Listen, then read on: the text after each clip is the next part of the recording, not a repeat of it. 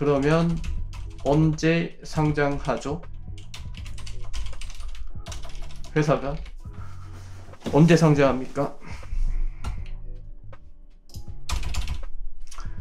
만약에 이 작가라는 회사를 설립했어요.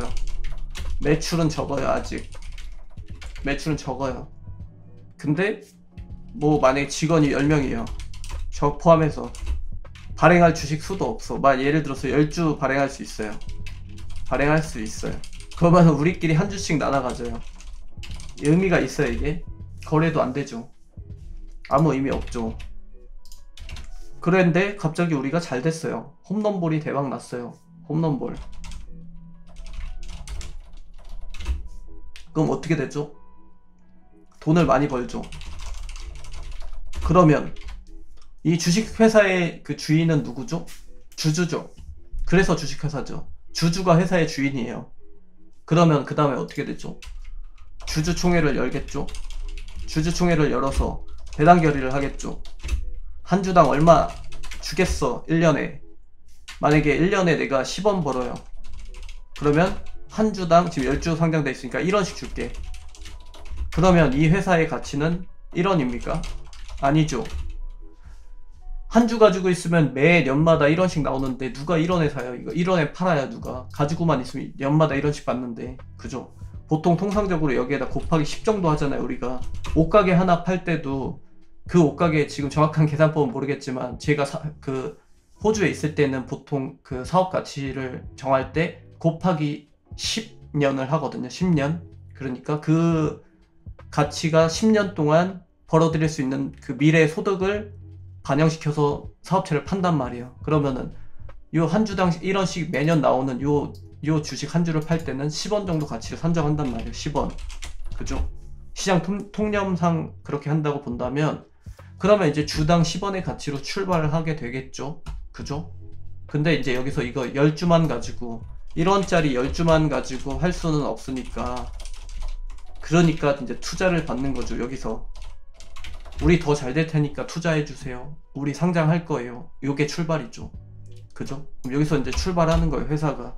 그래서 방금 설명드렸던 그 투자금 조성에서 IPO 과정을 통해서 기관 투자자들한테 재투자를 받고요. 그리고 공모가라는 게 만들어졌을 때 일반 투자자들도 우리 주식을 35,000원 주고 막 사죠. 그죠? 이렇게 되면 어떻게 돼요? 돈이 들어오잖아요, 회사에. 그죠? 회사는 그대로인데 돈이 많아지잖아요. 주식을 발행해서 팔았으니까. 그잖아요. 최초 액면가 10원에 팔았어요. 내가 주가로 팔았지. 10원에 판 게 아니라 주가로 팔았잖아요. 공모가 산정해서. 그러니까 회사 그 자본금과 관계없이 돈을 받은 거예요. 이미 주가로. 그죠? 그럼 그걸 통해서 추가적인 비즈니스를 해서 매출을 더 늘려나가겠죠. 애초부터 어떤 회사가 주식 상장한다는 거는 이 회사가 돈만 있으면 지금보다 훨씬 잘 될 텐데 돈이 없어서 아깝다. 기계를 한 대만 놓고 홈런볼을 10개밖에 생산을 못 하는데 홈런볼은 인기가 많아. 그럼 기계를 10개만 돌릴 수 있으면은 돈을 벌 수 있는데 못 하네. 그럼 우리 같은 일반인들이 우리가 도와줄게. 대신에 거기서 버는 돈에서 내가 투자한 비율만큼 가져와 라고 하는 게 출발이죠. 기본적으로 회사가 좋아야 돼요. 회사가 좋아야죠. 그죠? 그래서 늘상 제가 말씀드리잖아요. 이 회사가 홈런볼을 만드는 이 회사가 돈을 못 버는데 우리가 왜 투자를 해줘야 되냐고 얘기를 많이 하죠. 기본적으로 회사는 돈을 벌어야 돼요. 그래야 차라리 뒷주머니를 차든 뭐 헛짓거리를 하든 돈이라도 일단 벌어야 돼요. 그냥 돈이라도. 그것도 아니고 그냥 차라리 회장님 너무 착한데 돈은 없어요. 이게 더 최악이에요. 안 착해도 되니까 돈이라도 벌어야 돼요. 그냥. 이해되셨죠? 그래서 그렇게 보시면 되는데, 그러다가 이제 그 회사가 잘 돼가지고 만약에 돈을 많이 벌었어요. 그러면 무상증자를 하는 거고, 뭐 그러다가 돈이 모자라면 유상증자를 하는 거고요. 몸집이 너무 커졌어요. 그럼 그 과정에서 액면 분할도 하는 거고 자사주 매각도 하는 거고요. 잉여금이 너무 넘쳐? 그럴 때 이제 무상증자 하는 거고, 안 된다, 우리 회사 망했다, 그러면 이제 무상감자, 유상감자 하면서 회사가 쪼그라드는 거고, 그래도 못 버틴다? 그러면 상장 폐지로 가는 거죠. 코스닥에서 출발해서 너무 잘 됐어요. 코넥스에서 시작해서 코스닥 갔다가 그래도 잘 됐어. 그러면 이제 코스피로 가는 거죠. 이렇게 되기도 저렇게 되기도 합니다. PI 첨단 소재가 코스닥에서 코스피로 상장했죠. 전환 상장했죠. 그런 식으로. 그러다가 회사가 더 커졌어요. 코스피가 너무 잘 됐어. 그러면 이제 인적 분할하고 물적 분할을 통해서 회사를 더 키우기도 하죠. 여기까지 하면 너무 시간이 오래 잡아먹으니까 여기까지만 하고, 다음 시간이나 뭐 기회 될 때 분할에 대해서 또 설명드릴게요. 방금 그 설명드린 개념 중에서 제가 자사주 소각 얘기했는데 요거까지만 할게요. 잘 참으셨어요? 자사주 소각은 뭐냐? 어제 질문이 있었어요. 좋은 질문이 있었는데, 제가 유상감자 얘기할 때 자본을 줄이는 과정이라고 말씀을 드렸었어요. 주주한테 이제 돈을 준다고 했더니 그러면 자사주 소각하고 뭐가 달라? 라고 질문을 주셨어요. 완전히 달라요. 유상감자는 그 자본을 줄여가는 과정에서 그래도 최소한의 그냥 성의 표시라고 생각하시면 돼요. 그걸 다 고스란히 주는 게 아니라 뭐 100만 원이 그 과정에서 나왔다 그러면 이걸 그냥 쪼개가지고 뭐 1원이 됐든 뭐 0.5원이 됐든 그냥 나눠주는 거고, 자사주 매각은 실질적으로 이 주가 그대로 회사가 사서 없애주는 거예요. 그러니까 완전히 달라요. 자사주 소각은 좋은 거고 유상감자는 그지 같은 건데 그나마 그 그지 중에서 제일 나은 거예요. 그러니까 완전히 다른 개념인 거죠. 이건 잘 되고 있을 때 하는 거고 유상감자는 망했을 때 하는 거예요. 그러면은 자사주 소각은 왜 해요? 이렇게 물어볼 수 있겠죠. 자사주 소각을 하게 되면은 유통 주식 수가 줄죠. 그죠? 그러면 어떻게 돼요? 주당 수익, EPS라든지 뭐 배당금 같은 게 높아지겠죠. 더 전체 주식 수가 줄어들면 주주들한테 얼마나 좋은 거예요. 그게 그잖아요. 그래서 주가의 움직임에도 좀 더 활력을 주고 이렇게 저렇게 해서 주가 관리 수단으로서 사용하는 거예요. 자사주 매각은 비스무리한데 전혀 달라요. 대형주에서 종종 하죠. 액면 분할한 다음에 자사주 매입해서 소각시켜서 그 과정을 계속 반복해서 깎아내 나가잖아요. 보세요. 액면 분할 뭐라 그랬어요? 액면가를 분할시켜서 주식 수를 늘린다 했죠. 그죠? 그러면 자사주 매각은 뭐예요? 주식을 다시 사서 없애준다 했어요. 주식 수를 줄여준다 했어요. 그죠? 이 액면 분할과 자사주 매각의 콜라보레이션이 나오면 어떻게 될까요? 어떤 마법이 나올까요? 자, 보세요. 200원에 10주 있어요. 그죠? 액면 분할 시키면 어떻게 돼요? 100원으로 액면 분할 시키면 여기 몇 주 돼요? 100원으로 액면 분할 시키면 여기 몇 주 되죠?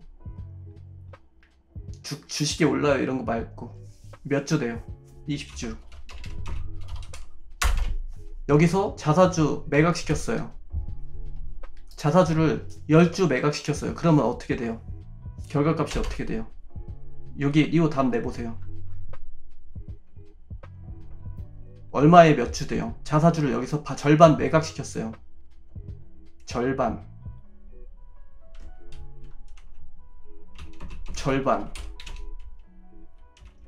100원에 10주 맞아요. 그렇죠. 100원에 10주 되죠. 자, 200원에 10주가 갑자기 100원에 10주로 되는 마법이 생겼어요. 그죠? 액면 분할과 자사주 매각의 콜라보레이션이 나오면 이렇게 돼요. 주식이 기존보다 훨씬 가벼워졌죠. 그죠? 여기서 시작해서 이렇게 두 번 움직이니까 액면가가 변했어요. 주식수는 그대로인데, 그죠? 이렇게 변하는 매직이 발생하죠. 이걸 계속 반복한다고 생각해 보세요. 그러면 어떻게 되죠? 주가는 일정 범위 내에서 움직이는데 주식 수는 계속해서 줄어들죠. 그죠? 주식이 오를 때 하는 거예요. 주가가 오를 때 하는 행위예요. 이게 주가가 엄청 오를 때 액면가와 주가의 관계는 없어요. 삼성전자가 계속해서 액면 분할하고 자사주 매각시켜서 계속해서 움직였죠. 그렇게 해서 지금 어떻게 됐어요? 처음에 200만원 출발했었죠. 주가가 오르죠. 저건 액면가잖아요. 주가랑은 상관없다니까요. 저건 액면가예요. 그냥 액면가와 주가는 전혀 상관이 없어요. 주주가 손해가 아니죠. 주주는 주가만 보면 돼요. 주가를 올리기 위한 과정인 거예요. 삼성전자가 한 주에 200만원 할 때 사람들이 못 사잖아요. 더 많은 사람들이 더 많이 투자하기 위해서 액면을 줄여주는 과정인 거예요. 이해되셨어요? 근데 이 액면 줄이는, 자본금을 줄이는 이 과정이 없다. 그럼 그 반대말이 뭐예요? 자본금이 크다라는 거죠. 자본금이 크다. 제가 자본금 큰 회사 좋아합니까? 무겁다고 하죠. 싫다고 하죠. 그게 그 이유예요. 자본금을 줄여놓질 않았잖아요. 그죠? 회사가 차지하고 있는 비중이 그만큼 크다는 거잖아요. 그죠? 그럼 그것도 반대로 거꾸로 돌려서 얘기하면 그만큼 주가가 움직일 수 있는 폭이 제한된다라는 거잖아요. 이렇게 연결되는 거예요. 요거 이해 안 되시려나? 예전에 처음으로 누군가가 저한테 그 질문을 주셨었어요. 자본금이 크다는 게 어떤 의미를 갖느냐고 질문을 어느 분께서 주셔가지고 그분 질문 하나 때문에 출발해서 여기까지 온 거예요. 지금 이거를 다 제가 설명을 드려야 될 것 같아서. 근데 그거를 단순하게 이걸 딱 설명하기 참 힘들어가지고 그 과정에서 제가 굉장히 많은 것들을 알려드린 거예요. 이걸 다 알고 있어야지 이해가 되니까. 액면가와 주가를 혼동하시면 안 돼요. 액면가는 전혀 상관이 없어요. 우리 주주한테는. 액면가는 그들의 얘기예요. 말했잖아요. 자본금이라고. 액면가는 최초로 그 사람들이 투자한 자본이에요. 그냥. 그러니까 우리랑은 관계 없어요. 그 사람들 돈이 없어지는 거지 우리랑은 상관이 없어요. 이해되셨어요? 우리는 주가만 보면 돼요. 그냥. 그러면은 제가 보세요. 저도 주주잖아요. 그죠? 그래서 제가 주가만 보면 되는데 자본금을 보죠. 그죠? 왜 자본금을 봅니까? 자본금을 보는 거는 액면가를 보려고 하는 게 아니라 이 자본금 크기가 크면은 주가가 못 움직이기 때문에 그래서 보는 거예요. 나는 주가를 방어해야 되니까. 이해되셨어요? 좀 어려우려나? 관계가 없어요. 그거랑은. 우리는 주식을 산 거잖아요. 그러니까 주가를 산 거지 우리가 액면가를 산 건 아니잖아요. 그죠? 네네. 이 되게 어려운 내용인데 이거 이쪽으로 계통으로 공부 안 하신 분들한테는 정말 어려운 내용인데 한번 잘 이해가 안 되시면은 이게 유튜브 보면 속도를 조절할 수가 있어요. 저도 안지가 오래되지 않아. 안지가 많이 안 됐어요. 창피하지만 보시면 저도 안지가 오래되지 않아. 여기 보면은 속도가 있어요. 요거 보시면 이거 아닌가? 아무튼 어딘가에 이거다. 여기 여러분 여긴가 점 3개 찍으면 속도가 조절할 수 있어요. 그거를 조절하시면 돼요.